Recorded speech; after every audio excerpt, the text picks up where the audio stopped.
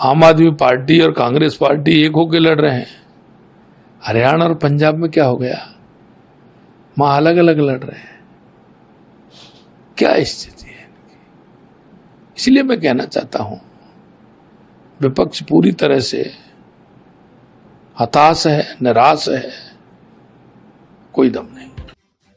देश के यशस्वी प्रधानमंत्री नरेंद्र मोदी जी की विश्वास किया, और मोदी जी का विश्वास इसलिए किया है कि उनको ये विश्वास है कि मोदी जी जो कहते हैं वो करते हैं।